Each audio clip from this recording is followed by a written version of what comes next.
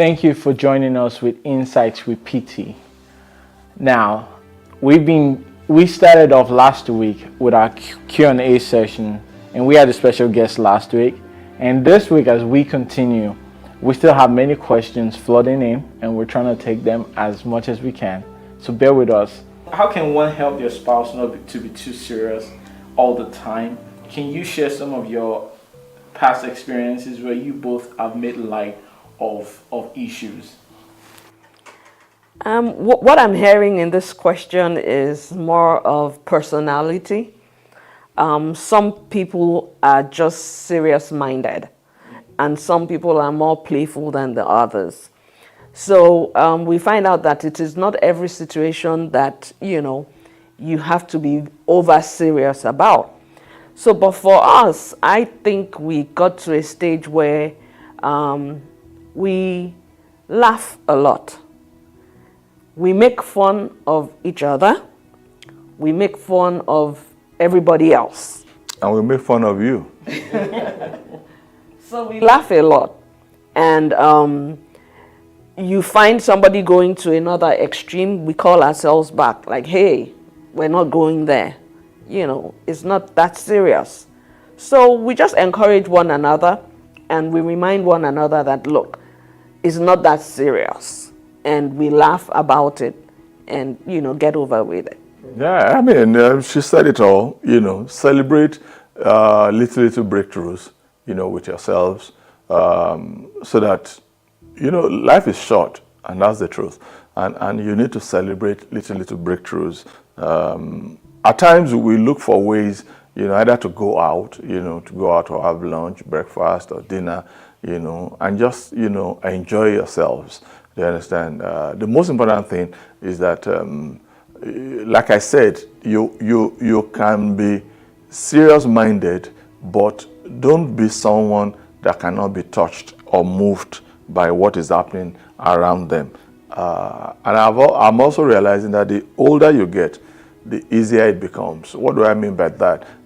As you grow in age, the things that used to cause misunderstanding, begins to fade, really. Because you ask yourself, is this really worth my while? Do you understand? Try not to escalate every little issue. There are some people, it's very difficult, to joke with them. We call ourselves names, and that's the truth. When our kids are in the house, they know this. And we talk without,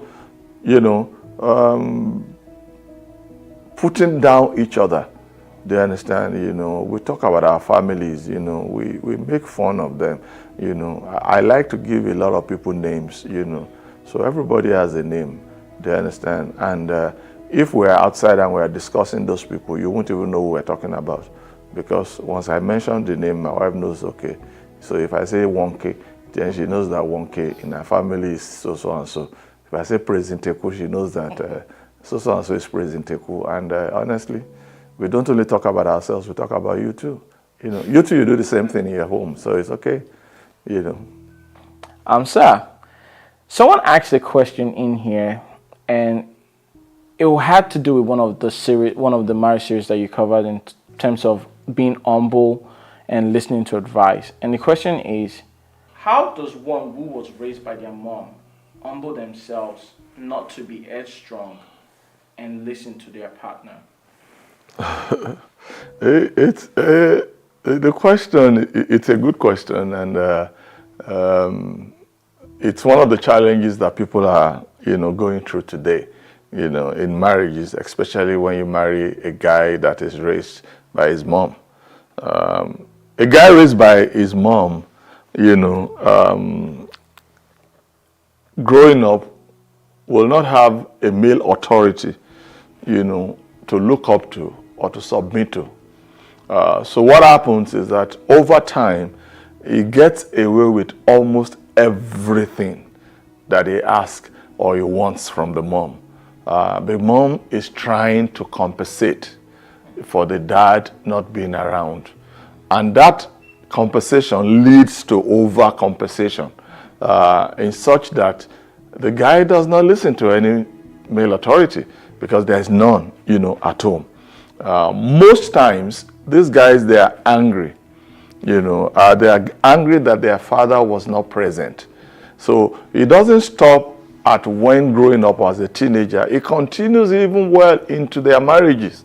The anger of their dad not being present is always there, and they are looking for who to explode on, as time goes on. So unfortunately, if you are the lady that marries such a man, then you are going to have a challenge on your hand. A good way of helping such men, is to, if you are a believer, is to ensure that you belong to a church that cares a lot about marriage. Get him involved in the church. Either he becomes a worker and you also become a worker. Let him get involved with the pastor of that church, so that he can have someone to look up to. Unfortunately today, what happens is that most ladies make excuses for their men before they get married, not knowing that it's going to come back to bite them.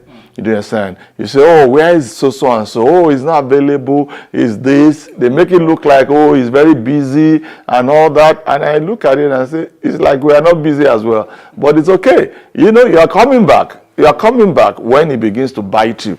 And once that guy is not, that's why most of those guys, one of the first things that they do when they get married, is to pull the lady out of the church. You understand? And the reason why they do that is that they want every support around her to be non-existent, so that when they begin to exhibit their nature or the character, there will be nobody to help the girl. Do you understand? I get that many times, and I say to the lady, your man doesn't come to church. He doesn't. If I send for him, will he come? He doesn't have any authority over him. So ladies, beware, so that this thing does not come back to haunt you. I think that's it, really. And this concludes this week's segment of Insights with PT. I hope you're blessed. And if you do have more questions, again, send them. Again, I want to thank you for joining us, Insights with PT. Thank you for watching and listening to Insights with PT, our weekly podcast streaming every week at the same time. Join us next week for the continuation of this program.